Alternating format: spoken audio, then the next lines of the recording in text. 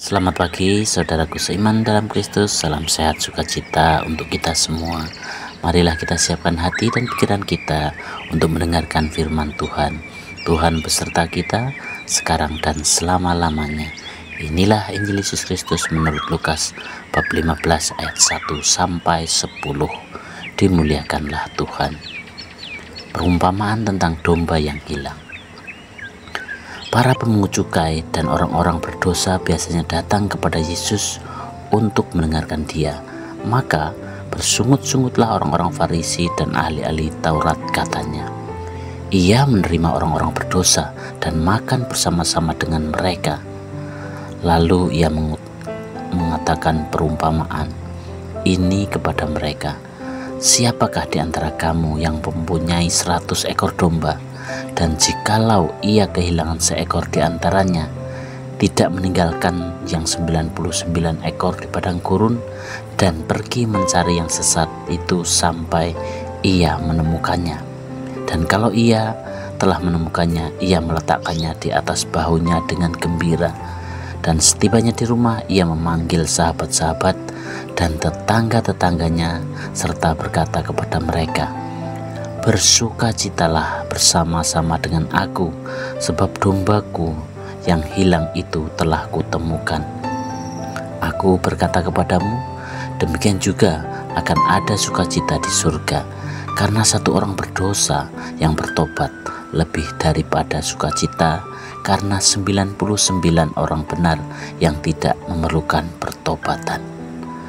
Perumpamaan tentang dirham yang hilang. Atau perempuan manakah yang mempunyai 10 dirham, dan jika ia kehilangan satu di antaranya, tidak menyalakan pelita dan menyapu rumah serta mencarinya dengan cermat sampai ia menemukannya? Dan kalau ia telah menemukannya, ia memanggil sahabat-sahabat dan tetangga-tetangganya serta berkata, Bersukacitalah bersama-sama dengan aku, sebab dirhamku yang hilang itu telah kutemukan. Aku berkata kepadamu, demikian juga akan ada sukacita pada malaikat-malaikat Allah karena satu orang berdosa yang bertobat. Demikianlah sabda Tuhan, terpujilah Kristus. Bagi saudaraku seiman dalam Kristus, dalam Injil hari ini mengajak kita untuk merenungkan kasih Allah yang luar biasa. Yesus menceritakan dua perumpamaan tentang seorang gembala yang meninggalkan 99 dombanya untuk mencari satu domba yang hilang, dan seorang perempuan yang mencari satu dirham yang hilang di rumahnya. Dua perumpamaan ini memiliki satu pesan inti yang sama. Allah sangat mengasihi setiap pribadi, bahkan yang dianggap hilang dan tersisih. Saudaraku seiman dalam Kristus, kita mungkin seringkali berpikir, apa pentingnya satu domba dibandingkan 99 lainnya? Mengapa harus repot mencari satu dirham yang hilang kalau masih ada 9 yang lain? Namun perumpamaan ini menunjukkan bahwa dalam pandangan Allah, setiap orang berharga dan unik. Baginya, tidak ada satupun yang dianggap kecil atau tidak berharga. Bahkan ketika satu orang saja hilang, Allah siap mencari dengan segala upaya untuk membawa mereka kembali kepadanya. Allah tidak hanya menunggu kita untuk datang kepadanya. Ia adalah Allah yang aktif, yang mencari kita, terutama ketika kita merasa terhilang, tersesat, atau jauh darinya. Ia rindu memulihkan kita dan mengembalikan kita ke dalam pelukan kasih-Nya. Kasih-Nya tidak terbatas pada orang-orang yang sempurna atau baik saja, tetapi juga pada mereka yang mungkin tersesat, membuat kesalahan, atau merasa tidak layak. Saudaraku seiman dalam Kristus, sebagai perenungan kita, bagaimana hari ini dalam Injil kita yang kita dengarkan bersama.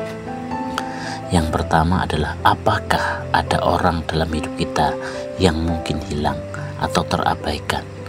Mungkin ada teman, anggota keluarga, atau rekan kerja yang perlu kita perhatikan dan rangkul dengan kasih.